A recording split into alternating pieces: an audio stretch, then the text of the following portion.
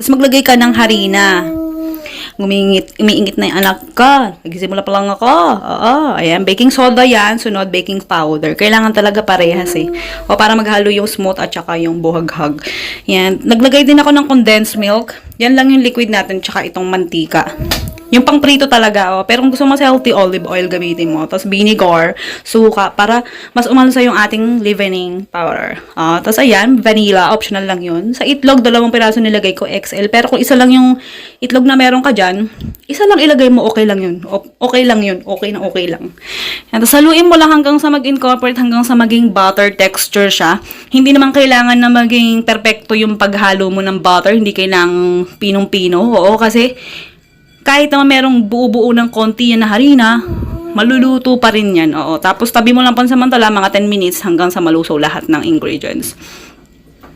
Tapos sa pan na gagamitin, kahit kawali lang na ano, oo, pwede. Kahit hindi non-stick, pwede yun. Yan. Sa butter, kung wala kang butter, kahit mantika lang, pwede na basta konti lang ipahid mo.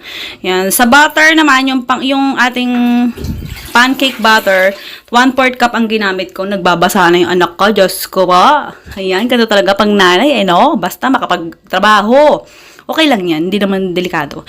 Lutuin mo lang yung hot cake natin, yung pancake sa loob ng ilang minuto sa pinakamahinang apoy para hindi masunog. Kapag ka nag-golden brown na yung mga gilid-gilid, pwede na yan. Huwag ka mag-alala, hindi yan sunog. Golden brown lang ang itsura niyan.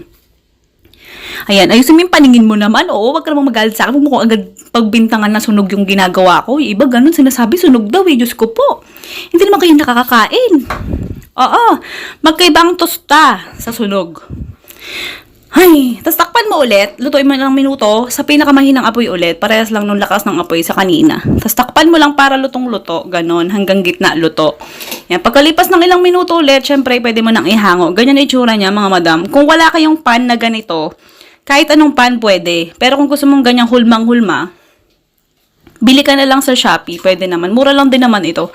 O, tapos ayan, pag magkasalang ka ulit, magpahid ka ulit ng butter. Pero kung walang butter, mantika. Pagkaluto ng mga pancakes, oo, yan, maglagay ka ng mantika para pangprito naman ng itlog. Ang ginamit kong itlog dito, XL, pero kahit anong meron kang size dyan, yun ang gamitin mo. Normal, okay yun. Mas maliit na size, mas mura. Ayan, sa, ano dito? Sa iodized salt at saka sa white pepper na durog. Optional lang yan. Kung ano maglagay, pwede naman. O kaya kung anong seasoning na gusto mong ilagay, pwede. Oo, depende sa panlasa mo. Huwag ka nang magalit sa akin. Huwag na akong sisihin. Basta, depende mo yung lasa, yung timpla sa panlasa mo, ganun. Basta, ito ay for sharing naman. Oo, kaya lahat option mo, optional. Oo, nasa iyo ang nakasalala yung dito, yung magiging lasa ng gawa mo. Oo, kung susundin mo o hindi. Oo, ayan. Ganyan lang pagbaliktad. Gamit ka ng spatula para mas mabilis mabaliktad, mas madali. Pwede din naman kutsara at saka tinidor. Oo. Ayan, kung ayaw mo naman, kung gusto mo ng medyo malasado yung itlog mo, wag mo nang baliktarin, pwede na yan. Malutong na ng ilalim, pwede mo nang hanguin. Yun nga lang, medyo makalat pag malasado kasi, di ba? Ayan, ganyan lang ulit. Salang ka lang ulit para maprito mo lahat ng itlog. Bali, 8 pieces ang na XL na egg ang ginamit ko dito. Para kung utol-utol na ewan, hinihingal ako ngayon, oo. Diyos ko po, alam mo yun, nag-voice over ka, tapos habang binabatay mo anak mo, pinagbabawalan mo ganto-ganto, wag ganto, ganyan, oo. Kasi nagbabasa na siya, mga madam, nandito kami sa banyo. Oo, nai-imagine nyo ba? Ayan, ganito yung natin, pag naluto na, pero hindi pa yan pinaka-finished product, kailangan pa natin ng square paper plates.